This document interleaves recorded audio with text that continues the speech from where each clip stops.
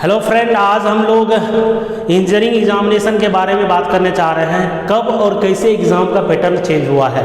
सबसे पहले मैं बात करने जा रहा हूं आपके एचआरडी मिनिस्टर मुरली मनोहर जोशी 2002 की मैं बात करने जा रहा हूं।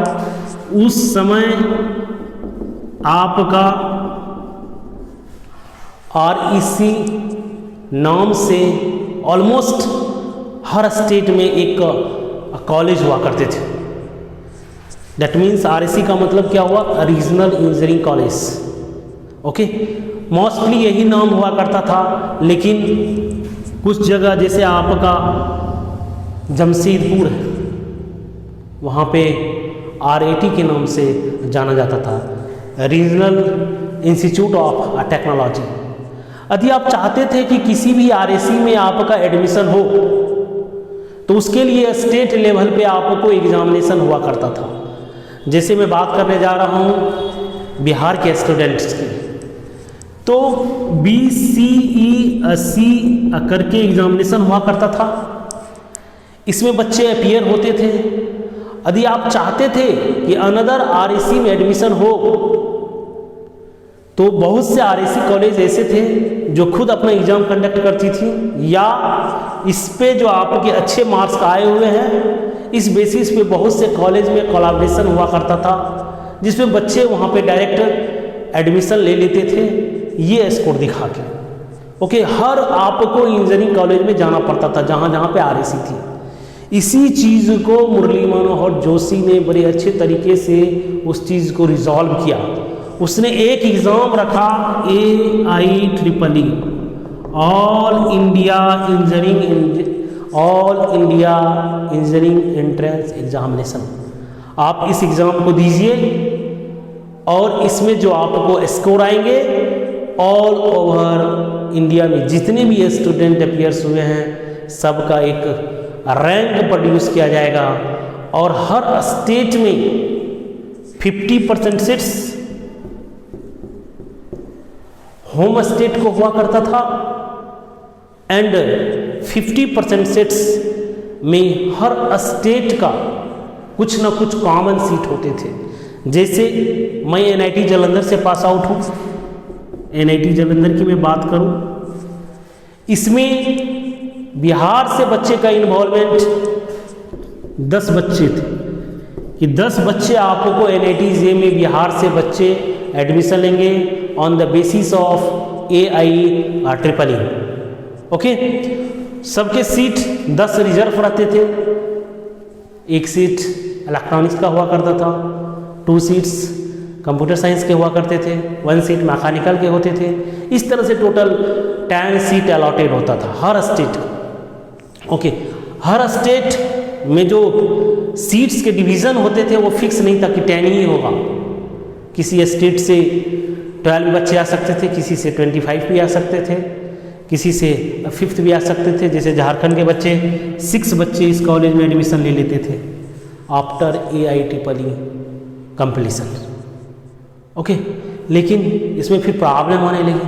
क्या प्रॉब्लम आने लगी? जिस स्टेट में ज़्यादा से ज़्यादा बच्चे इन्वॉल्व होते थे वहाँ का कंपटीशन टफ हो जाता था। जैसे बिहार के बच्चे यहाँ पे 5000 रैंक आते थे, उसमें कंप्यूटर साइंस मिलता था। लेकिन यही यदि आप आंध्र प्रदेश के बच्चे थे तो उसको कंप्यूटर साइंस में एडमिशन लेने के लिए अराउंड 3000 रैंक चाहिए। यूपी के बच्चे के लिए 4000 चाहिए, राजस्थान के बच्चे के लिए 3000 रैंक चाहिए। दैट मीन्स उसमें भी पार्सली होने लगा। उसके बच्चे आज पलायन करने लगे। जिस स्टेट में कम पढ़े लिखे लोग थे, जहाँ के बच्चे कम अपीयर होते थे, वहाँ से लोग 12 करने लगे, क्योंकि वहाँ का जो क्राइटेरिया था वो 12 ही था। आप जहाँ से 12 किए हैं उस स्टेट से बिलोंग करने लगेंगे। फिर उसके बाद क्या हो गया, चेंज कर दिया गया। 50% सीट्स होम स्टेट को तो हुआ ही है, 50% सीट होम स्टेट।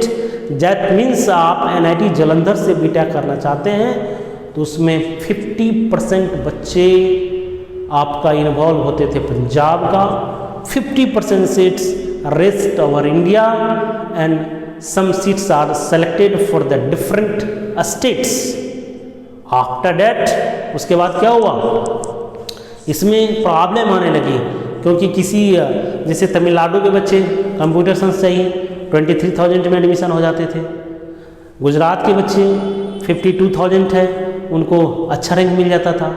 हम चले जाते थे नॉर्थ ईस्ट 1 लाख रैंक है, यहाँ पे आपको कंप्यूटर साइंस मिल रहा है। तो अपने स्टेट में तो फायदे होना चाहिए, दूसरे स्टेट में इस तरह से डिवीज़न कर देने से बहुत से बच्चे के लिए प्रॉब्लम क्रिएट होने लगी। तब जाकर फाइनली क्या किया गया कि किसी भी NITs में आप एडमिशन लेना चाहते हैं तो 50% seat home state, 50% seats is open for all over India students. Almost competition थोड़ा सा उससे स्मूथ हो गया, कोई प्रॉब्लम नहीं हुई, क्षेत्रीयता का भाव इसमें कम उत्पन्न हुआ, क्योंकि अदरवाइज आप स्टेट बाय स्टेट आपका वेरी करता था। ओके, उसके बाद क्या हुआ, जो 50% सीट्स अब जो हो गए हैं उसमें all over India basis student जा सकते हैं, और 50% होम स्टेट। बहुत से ऐसे स्टेट थे जहाँ पे NITs था ही नहीं, तो वहाँ के बच्चे को प्रॉब्लम हुई इनिशियल फेज में।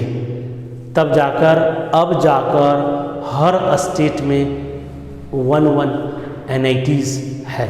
जैसे पहले दिल्ली में NITs नहीं थी, वाकई दिल्ली के बच्चे के लिए बहुत फ़ायदे की बात थी कि वहाँ पर DC था, दैट मीन्स आज के टाइम में DTU बोलते हैं, दिल्ली टेक्निकल यूनिवर्सिटी, पहले DCE के नाम से जाना जाता था, Delhi college of engineering. NSIT थे, Netaji Subhash Chandra Bose institute of technology, वहाँ के बच्चे के लिए तो सीट्स थे लेकिन NITs नहीं था। फिर जो NITs के बेसिस पे हर मतलब पार्सली ना हो, इसीलिए हर स्टेट में एक NITs दिया गया है। और इसका सबसे क्रांतिकारी परिवर्तन ये हुए कि हर बच्चे के लिए ये एग्ज़ाम देना आसान हो गया। एक जगह आप एग्ज़ाम दीजिए और आप उसके अनुसार आप कॉलेज को वेरीफाई कीजिए, नहीं तो बहुत सारे प्रॉब्लम होते थे, बहुत सारे बच्चे दूर तक जा ही नहीं पाते थे, वो अपना काउंसलिंग कर ही नहीं पाते थे, तो उनको प्रॉब्लम होती थी। तो ये सबसे बड़ा जो चेंज है, इसमें जो योगदान है वो है आपके मुरली मनोहर जोशी का, जो हमारे HRD मिनिस्टर थे, वेरी एजुकेटेड पर्सन, वो गोल्ड मेडलिस्ट आपको फिजिक्स में रह चुके हैं। उसके बाद धीरे धीरे आपके चेंज होते गए एग्ज़ाम पैटर्न। AITREE के बाद इसका नामकरण हो गया JEE mains and JEE advance.